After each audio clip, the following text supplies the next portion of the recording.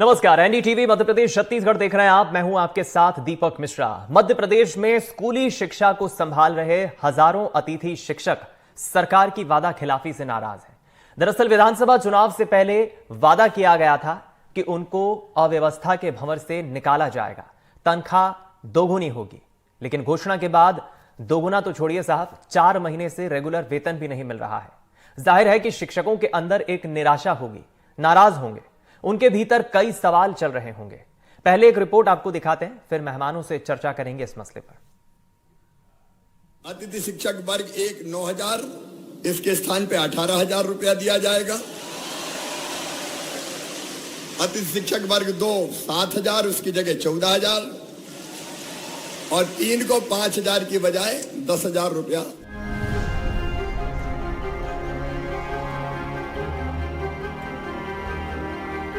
पांच महीने पहले नीतीश रघुवंशी खुश थे, तत्कालीन मुख्यमंत्री का वायदा मिला था, अब बस इंतजार है। भोपाल के पंचशील नगर के सरदार पटेल सरकारी स्कूल में बच्चों को अंग्रेजी पढ़ाते हैं। 7,000 मानदेय था, सोचा था दोगुना मिलेगा। हालात ये हैं कि 7,000 भी 4 महीने से नहीं मिले। पोर्टल पर नजर आता था कि मानदेय के लिए जो हमारे डेज लॉक होते थे, जो हमारी सैलरीज लॉक होती थी, किंतु वर्तमान में तो अभी ये है, जब से पेमेंट डबल हुई है तब से तो आज तक इन्हें हम जैसे संकुल में पता करते हैं तो वो बताते हैं कि हमने लॉक कर दिया अपने स्तर पे, पर आज तक पोर्टल पे भी वो शो नहीं हो रहा है। जैसे हम परिवार लेके साथ में रहते हैं, अब जब 4-4 और 5-5 महीने से अगर मानदेय ना मिले तो उसके लिए क्या कर सकते हैं भाई। मकान एक हम किराए से लेके रह रहे हैं, मकान मालिक 4 महीने वेट नहीं कर सकता। मानदेय अगर मिल जाता तो हमें किसी से उधार लेने की आवश्यकता नहीं पड़ती। भोपाल के ही एक सरकारी स्कूल में वर्ग 1 की अतिथि शिक्षिका मयूरी चौरसिया की भी परेशानी एक जैसी है। 13 साल से अतिथि शिक्षक हैं, दोगुनी तो छोड़िए मूल वेतन के लिए परेशान हो रही हैं।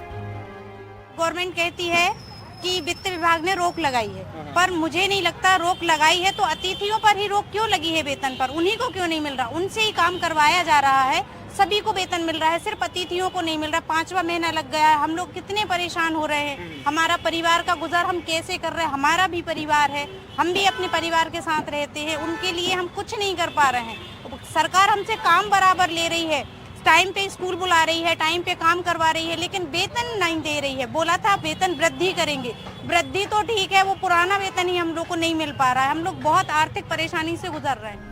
राज्य में 72,000 से ज्यादा अतिथि शिक्षक हैं। स्कूली शिक्षा का जिम्मा लगभग यही उठाते हैं। आरोप है इनकी दिक्कत कोई नहीं समझता। लगभग 15 से 16 वर्षों तक मध्य प्रदेश के अतिथि शिक्षकों का वैसे भी हाल बुरा है। बहुत ही कम मानदेय पर वो स्कूलों में सेवाएं दे रहे हैं और काम से अलग होते होते भी अपने आप को असुरक्षित मानते आ रहे हैं। बावजूद इसके 15-16 साल तक बीजेपी कांग्रेस की सरकार रही, अब तक कोई भी फायदा अतिथि शिक्षकों को नहीं मिल पाया है। एकजुटता का परिचय देकर सरकार से मांग करते हैं कि वो हमारी मांगों को पूरा करे, वरना सरकार आने वाली लोकसभा में इसका खामियाजा भुगतेगी। सरकार कह रही है जल्दी समाधान होगा, वहीं विपक्ष का आरोप है कि ब्रांडिंग से फुर्सत मिले तब सरकार शिक्षकों की सुध लेगी। भाजपा जब से आई है, मुख्यमंत्री जी अपनी ब्रांडिंग में लगे, शिवराज की तरह झंडे बैनर पोस्टर में खर्च वहाँ हो रहा है। उनको अगर मानदेय की बात है तो पोस्टर के बजाय उन बहनों का ध्यान रखना चाहिए, उनको मानदेय। किसी भी योजना में कई वर्ग परेशान है, सतत संपर्क में है, तो इनको ब्रांडिंग से फुर्सत तो मिले। मैंने जब अपना टेक ओवर किया स्कूली शिक्षा विभाग को, हम लोगों ने बात की तो इसमें उनके सैलरी को लेकर वित्त विभाग से कुछ आपत्ति लगी थी, उसके निराकरण में हम लोग काम कर रहे हैं। मैंने स्वयं ACS फाइनेंस जो है मनीष सिंह जी, उनसे बात की है और बहुत जल्दी हम उनका भुगतान करा। विधानसभा चुनाव से पहले अतिथि शिक्षकों की महापंचायत बुलाकर उनके मानदेय को 2 गुना करने का वादा किया गया था। 4 महीने बीत चुके हैं, 2 गुना तो छोड़िए पुराना वाला रेगुलर मानदेय भी नहीं मिल रहा। अतिथि शिक्षक जिला शिक्षा अधिकारी और स्कूल शिक्षा मंत्री के दर के चक्कर लगाने को मजबूर हैं। इंतजार है कि खत्म होने का नाम नहीं ले रहा। कैमरा साथी राजू बाथम के साथ एनडीटीवी के लिए भोपाल से इजहार हसन खान। तो मध्य प्रदेश में अतिथि शिक्षकों की यह संघर्ष की लड़ाई कोई आजकल की नहीं है। ये लंबे वक्त से, बीते कई वर्षों से ये सभी लड़ाई लड़ रहे हैं, सरकार से बार बार मांग करते हैं। लेकिन इत्तेफाक देखिए कि साल 2023 में जब विधानसभा चुनाव हुए, उसके पहले शिवराज सिंह चौहान जो तत्कालीन मुख्यमंत्री थे, उनके बयान के बाद उम्मीद जागी थी लेकिन एक बार फिर ठंडे बस्ते में मसला पड़ गया। 4 महीने से वेतन नहीं मिला, इसलिए अतिथि शिक्षक एक बार फिर परेशान हो रहे हैं। जो मेहमान हमारे साथ इस मसले पर आज डिबेट में चर्चा करने के लिए जुड़ रहे हैं, उनसे जल्दी से आपका तारुफ करा देते हैं। बीजेपी से प्रवक्ता है, नेता है पंकज चतुर्वेदी जी हमारे साथ जुड़ रहे हैं। पंकज जी, बहुत स्वागत है आपका। और कांग्रेस से प्रवक्ता, कांग्रेस नेता अभिनव बरोलिया जी हमारे साथ जुड़ रहे हैं। आपका भी बहुत स्वागत है अभिनव जी। और हम जल्द ही एक अतिथि शिक्षक संघ की आवाज बुलंद करने वाले मेहमान से भी जुड़ेंगे, अगर वो हमारे साथ कनेक्ट हो जाते हैं तो। सबसे पहले पंकज जी, चूंकि सत्ता में आपकी पार्टी है, मध्य प्रदेश में आपकी पार्टी की सरकार है, इसके पहले भी थी। वो बात अलग है कि 2018 में जब सत्ता परिवर्तन हुआ, 15 महीनों के लिए कमलनाथ की सरकार आई। ये आजकल की लड़ाई नहीं है। अतिथि शिक्षकों का मसला आपको भी पता होगा, मध्य प्रदेश में लंबे वक्त से अतिथि शिक्षक संघर्ष कर रहे हैं। पहले उन्हें परमानेंट करने की मांग, आवाज बुलंद की गई, लेकिन परमानेंट का रास्ता निकालकर शिवराज सिंह चौहान जो तत्कालीन सीएम थे, उन्होंने कई बड़े ऐलान भी किए थे। लेकिन अब खबरें हैं कि 4 महीने से वेतन तक नहीं मिला है। अतिथि शिक्षक एक बार फिर परेशान हो रहे हैं। आप ही की पार्टी है सत्ता में, कब तक इनकी उम्मीदें पूरी हो जाएंगी? देखिए दीपक, जब ये आपके चैनल ने मध्य प्रदेश के स्कूल शिक्षा मंत्री उदय प्रताप सिंह जी से बात की और मंत्री जी ने स्पष्ट तौर पर आपके संवाददाता से कहा, विधानसभा परिसर में उनकी बातचीत हो रही है, जहां उन्होंने कहा कि वित्त विभाग की कुछ तकनीकी विषय के चलते मध्य प्रदेश के हमारे अतिथि शिक्षक जो भाई बहन हैं, इनके वेतन के कुछ प्रकरण लंबित हैं। और मंत्री महोदय ने वित्त मंत्री जी जगदीश देवड़ा जी से और जो विभाग के एसीएस हैं उनसे बातचीत करी है और शीघ्र ही मध्य प्रदेश के लगभग 17,000 से अधिक अतिथि शिक्षकों में से जिनके भी वेतन लंबित, सबके लंबित नहीं दीपक, पूरे मध्य प्रदेश में 17,000 से अधिक अतिथि शिक्षक हैं, सबके लंबित नहीं है। 4.25 लाख के आसपास नियमित शिक्षक हैं, उनके लंबित नहीं। और जो हमारे पूर्व मुख्यमंत्री माननीय शिवराज सिंह चौहान जी ने जो प्रॉमिस किया था, प्रॉमिस 100% फुलफिल होगा। वर्ग 1 के शिक्षक यानी जिनकी पात्रता यूजी और बीएड है, जिनका वेतनमान पहले 9,000 था, बढ़कर 18,000 होगा। वर्ग 2 के शिक्षक जिनकी योग्यता यूजी और बीएड है, जिनका वेतनमान पहले 7,000 था, बढ़कर 14,000 वेतनमान है। और वर्ग 3 जिसमें 12th पास और हाई स्कोरिंग जो नंबर कर लेकर आता है, जिनका पुराना वेतन जो था 5,000 था मानते, बढ़कर 10,000। ये भारतीय जनता पार्टी सरकार के मुखिया के तौर पर पूर्व मुख्यमंत्री शिवराज जी का वचन था, वही भारतीय जनता पार्टी का वचन है। तो जो तकनीकी विषय वित्त विभाग का है, जैसा माननीय विभागीय मंत्री जी ने कहा, उसको हल कर लिया जाएगा। और मध्य प्रदेश में अतिथि शिक्षक भाई बहन ने किसी भी व्यवस्था के अंग को यदि कोई क्षणिक या कुछ 1-2 माह के लिए परेशानी है, विसंगति है, तो उसका निराकरण करेंगे। 1-2 महीने चुनाव आचार संहिता में सब जो राजनीतिक कार्यकर्ता थे वहां लगे थे, उससे मुक्त है। प्राथमिकता पर मध्य प्रदेश के अतिथि शिक्षकों का श्रम, उनका मान, उनका सम्मान और उनकी व्यवस्थाएं हैं। तत्काल जो भी उनका भुगतान है, पूरा का पूरा भुगतान उनको शीघ्र किया जाएगा, ये मंत्री जी ने भी कहा और मैं भी भाजपा कार्यकर्ता के नाते आपको आश्वस्त करता हूं। मैं लौटूंगा आपके पास पंकज जी। अभिनव जी से मैं रिएक्शन लूंगा। अभिनव जी, आप इस वक्त विपक्ष में हैं मध्य प्रदेश में, लेकिन मुझे याद है अच्छे से, क्योंकि 2018 का विधानसभा चुनाव जब मैंने कवर किया था और रणनीतिकार कुछ सियासी जो पकड़ रखते हैं गलियारों में, ये भी खबरें हैं कि 2018 में जो बम्पर वोटिंग आपकी पार्टी को किसानों ने दी थी, किसान कर्ज माफी का एक मसला था, कुछ हद तक अतिथि शिक्षक काफी नाराज थे बीजेपी से कि इतने लंबे वक्त से सत्ता में है, क्यों आवाज बुलंद क्यों नहीं हो रही है। कमलनाथ से काफी उम्मीदें थी 2018 में कि कमलनाथ सत्ता में आएंगे, कांग्रेस सत्ता में आएगी तो शायद अतिथि शिक्षकों का भला होगा। भले ही आपकी सरकार को टेन्योर कम मिला, वक्त कम मिला 15 महीने का, लेकिन अतिथि शिक्षकों के मसले पर उस 15 महीने में कोई खास फैसला हुआ नहीं। और अब विपक्ष में आपकी पार्टी है, तो आवाज किस तरह से बुलंद कर रही है अतिथि शिक्षकों के मसले पर? कांग्रेस का क्या स्टैंड है? देखिए, वो 15 महीने की बात तो सभी जानते हैं किस तरीके से छल कपट के द्वारा हमारी सरकार चली गई, लेकिन अभी फिलहाल जो स्थिति चल रही है हम उस पर बात करें तो बहुत बेहतर होगा, क्योंकि लगातार जिस तरीके से इस प्रदेश में 70 से 80 हजार, लगभग 1 लाख के आसपास अतिथि शिक्षक है जो परेशान है और सड़कों पर लगातार प्रदर्शन कर रहे हैं। उनके साथ कांग्रेस पार्टी लगातार खड़ी है। उमंग सिंगार जी का आपने बयान भी सुना होगा अभी, और हम लगातार उस मुद्दे को उठा भी रहे हैं। लेकिन हम ये जानते हैं कि ये सरकार, मुझे ऐसा लगता है, सिर्फ इवेंट करना और इवेंट करके घोषणाएं करना और घोषणा के बाद भूल जाना, लगातार ये जो हमारे जो शिक्षक हैं, ये सरस्वती जिस तरीके से जनता के बीच में और बच्चों के बीच में सरस्वती माता की पूजा करते हैं और बताते हैं कि हमें ज्ञान की जो बात बताते हैं, आज उनके साथ ये छल कर रही है सरकार। तो ये तो सब देख रही है जनता, लेकिन 4 महीने से उनको तनख्वाह भी नहीं मिली है। ये अभी सुना मैंने, दो लोगों की बाइट सुनी मैंने, तो उसमें आप सोचिए उनका घर का खर्चा कैसे चल रहा होगा। 4 महीने से आपको अगर तनख्वाह नहीं मिले, या पंकज जी कोई काम करते हैं अगर उसमें उनको पैसा नहीं मिले 4 महीने से, तो उनके घर की माली हालत क्या हो जाएगी। एक मिडिल क्लास से भी लोअर मिडिल क्लास परिवार की स्थिति क्या होगी, ये आप, हम और जो दर्शक सुन रहे हैं वो भी समझ सकते हैं। यही अन्याय की बात हम लगातार उठा रहे हैं कि ये अन्याय जो भारतीय जनता पार्टी कर रही है, इस अन्याय के खिलाफ हम लगातार आवाज उठा रहे हैं। हमारा नेता राहुल गांधी जी लगातार पैदल चल रहे हैं कि ये सरकारें जो है भाजपा की, ये लगातार अन्याय कर रही है। तो हम आपके माध्यम से, आप एक माध्यम है हमारा, कि ये सरकार जागे, सोचे कि जो 1 लाख परिवार है अतिथि शिक्षकों के, उनकी कम से कम तनख्वाहें तो दे। 4 महीने से उनको तनख्वाह नहीं मिली है, वो सोचे। फिर आप परमानेंट करने की जो वादे आपने झूठे किए हैं, वो आप कैसे करेंगे, कम से कम आप उस पर भी विचार विमर्श करें। तो हम बड़ी विनम्रता से, पंकज जी यहाँ बैठे हैं, बड़े भाई हैं, कि बातों को गोल गोल घुमाने से अच्छा है कि हम त्वरित कार्रवाई की मांग करें कि कम से कम उनको पैसा तो पहुंचे जेब में। उनके जो 4 महीने 28,000 का जो पैसा है, जो तनख्वाह है उनकी, वो लीगल पैसा उनके पास पहुंचे, तो वो थोड़ा सा अपने आप को संभाले। मैं अभिनव जी जितना मोटे मोटे तौर पे अभी समझ पा रहा हूं, पंकज जी ने भी उसका जिक्र किया और हमने चूंकि मंत्री जी से भी इस पर रिएक्शन लिया। वित्तीय मसला एक सरकार के सामने शायद खड़ा है। मोहन सरकार ने भी हाल ही में कुछ वक्त पहले 2000 करोड़ का कर्ज लिया। ये वित्तीय मैनेजमेंट, कर्ज जो है, ये जो वित्तीय प्रबंधन है, क्या कांग्रेस पार्टी ये मानती है कि सरकार के सामने, सत्ता में बैठी बीजेपी के सामने वित्तीय प्रबंधन एक बड़ा मसला है?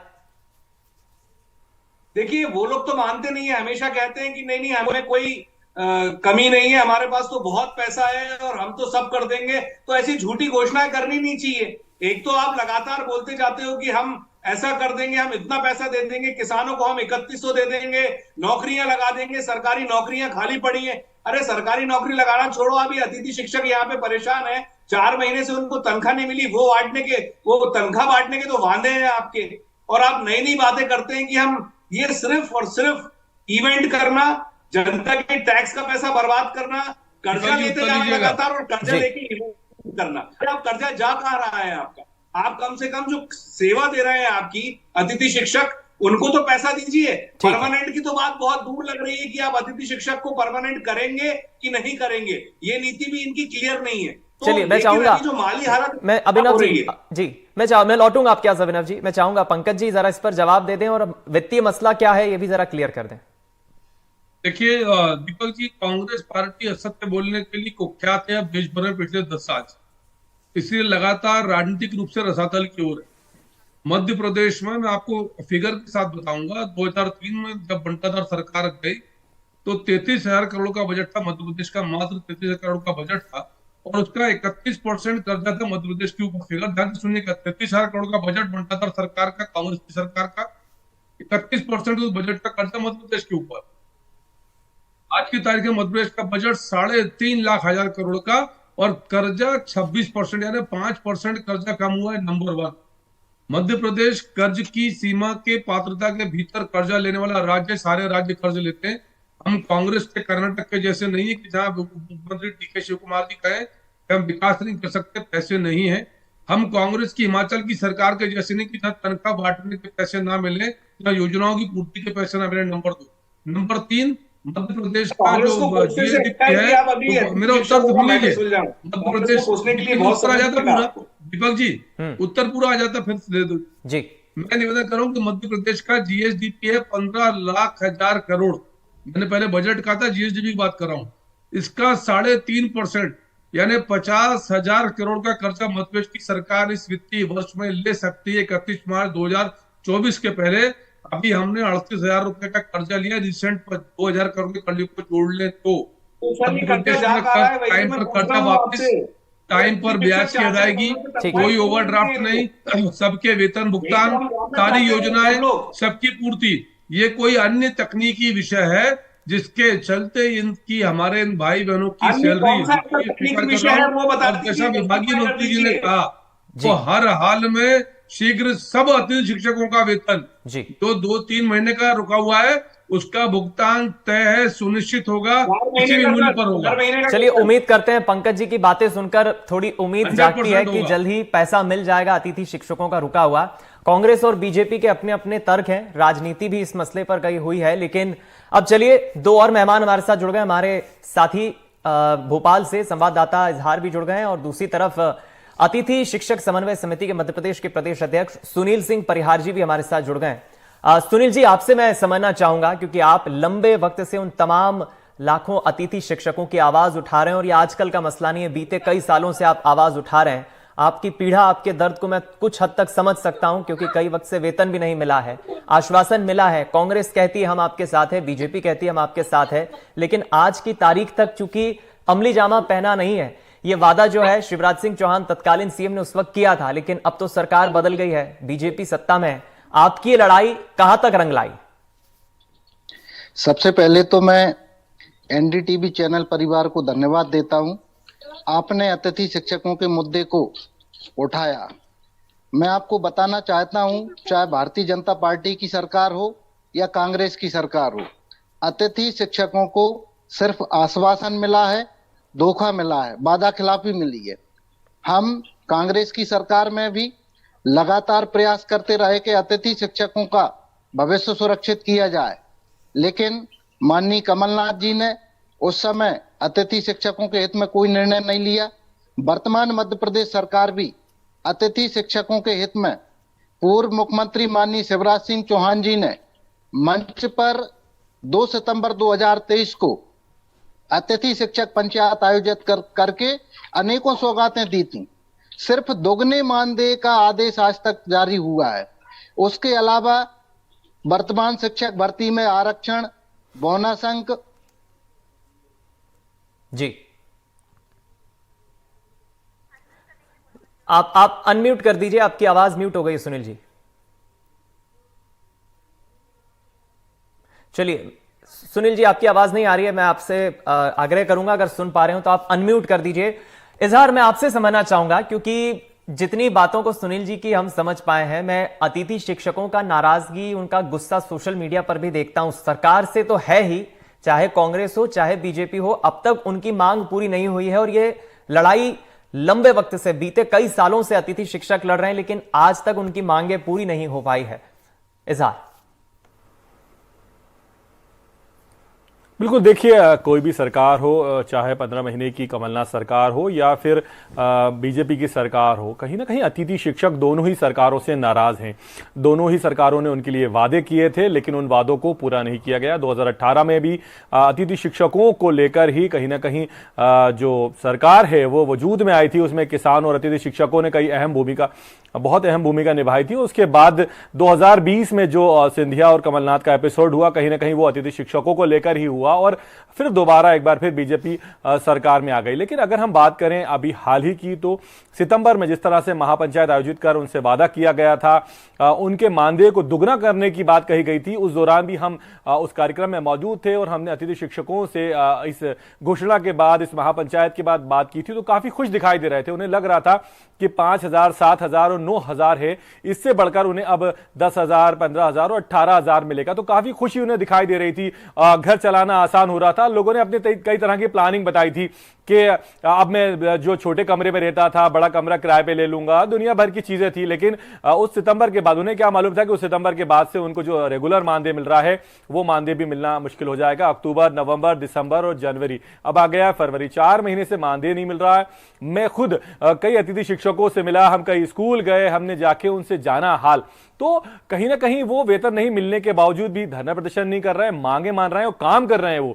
वो स्कूल में पढ़ाने का काम कर रहे हैं क्योंकि वो मानते हैं कि जो पढ़ाने का उनका काम है वो उनका एक तरीके से धर्म है और वो उसका निर्वहन कर रहे हैं। हालांकि उन्होंने अपनी आप बीती बताई, किस तरह से कोई किराए के मकान में रह रहा है तो उसको किराएदार उसका जो मकान मालिक है वो परेशान कर रहा है, किराए का तकादा कर रहा है, किसी तरह से वो उधार लेकर या फिर उसको समझा करके जल्दी मेरा जब पेमेंट आएगा तो मैं आपका भुगतान करूंगा, वो गुजर बसर कर रहा है।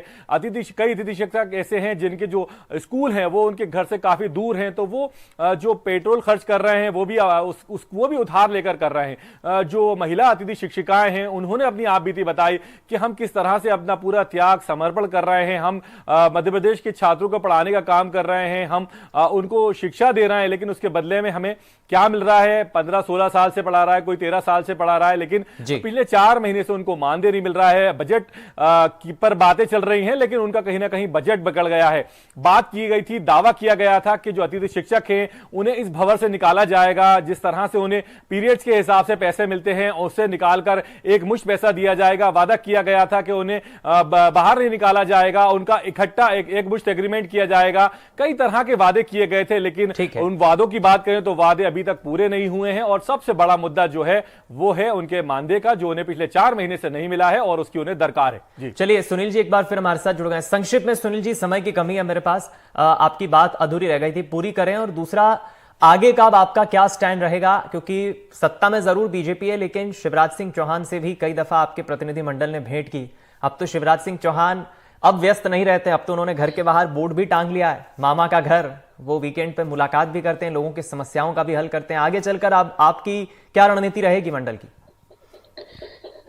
आपके चैनल के माध्यम से माननीय मुख्यमंत्री जी से, शिक्षा मंत्री जी से आग्रह करना चाहता हूं कि आप अतिथि शिक्षकों के हित में शीघ्र नीति बनाकर उनका भविष्य सुरक्षित करें। अतिथि शिक्षक, यदि लोकसभा चुनाव से पहले अतिथि शिक्षकों के हित में सरकार निर्णय नहीं करती तो निश्चित रूप से अभी 11 तारीख को पूरे प्रदेश में महारैली के माध्यम से हमने वचन निभाओ महारैली का आयोजन किया है। इसके बाद एक प्रदेश स्तरीय कार्यक्रम भोपाल में करेंगे, यदि जरूरत पड़ी तो धरना प्रदर्शन और आंदोलन भी करेंगे। चलिए, बहुत शुक्रिया आपका हमारे साथ जुड़ने के लिए, सभी मेहमानों का। पंकज जी बहुत शुक्रिया, अभिनव जी आपका भी शुक्रिया, सुनील जी शुक्रिया। तो हमने अतिथि शिक्षकों के इस मसले पर आज चर्चा करने की कोशिश की राजनीतिक मेहमानों से, और जो खुद प्रतिनिधि मंडल आवाज उठा रहे हैं अतिथि शिक्षकों का, उनसे राय जानने की कोशिश की। उम्मीद करते हैं कि जल्द ही रुका हुआ पैसा अतिथि शिक्षकों का सरकार जारी करेगी और अतिथि शिक्षक जल्द खुश होंगे। फिलहाल इस खास चर्चा में इतना ही। खबरों का सिलसिला जारी है, दीजिए इजाजत, नमस्कार।